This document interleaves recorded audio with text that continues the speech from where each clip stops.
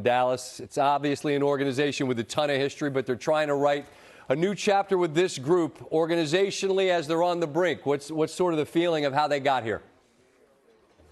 Well, 11 years ago this month, Scott, they made the Paul Pierce, Kevin Garnett trade.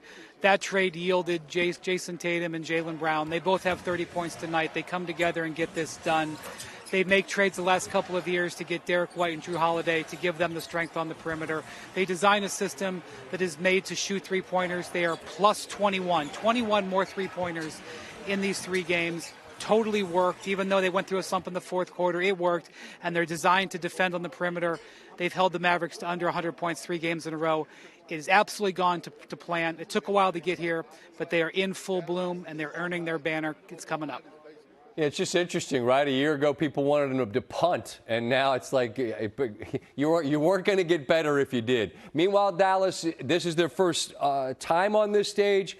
Luka and Kyrie combined for actually more than Tatum and Brown did, but Luka fouls out late. I just wonder your reaction to that whole sequence.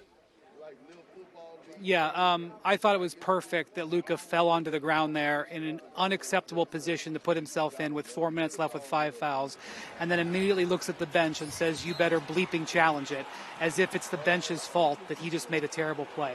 I'm standing here in the Mavericks tunnel. Over there is the Celtics tunnel. That's where the winners are. If Luka's ever going to be a winner coming out of this tunnel here, he is going to have to use what's happened in this finals as a learning experience. His defensive performance is unacceptable. He is a hole on the court. The Celtics are attacking him. They are ahead in this series because they have attacked him defensively. And you've got a situation here where Luka is complaining about the officiating. They have begged him. They have talked with him. They have pleaded with him. He is costing his team because of how he treats the officials. He's a brilliant player. He does so many things well. They are here because of how he did. His performance in this game is unacceptable, and the reason why the Mavericks are not going to win. He's got to get over this. And the fact that he came out after the game and blamed the officials showed me he's nowhere close yet. So maybe over the summer somebody will get to him, because nobody with the Mavericks or anybody else in his life has.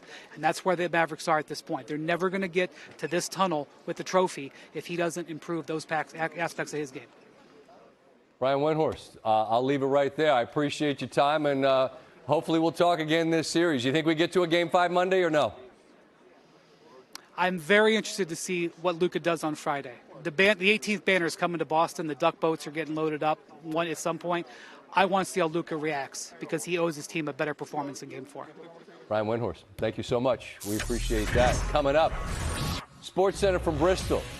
Nicole Briscoe, Zuba Mahenti with more reaction. Game 3, NBA Finals. We'll be right back.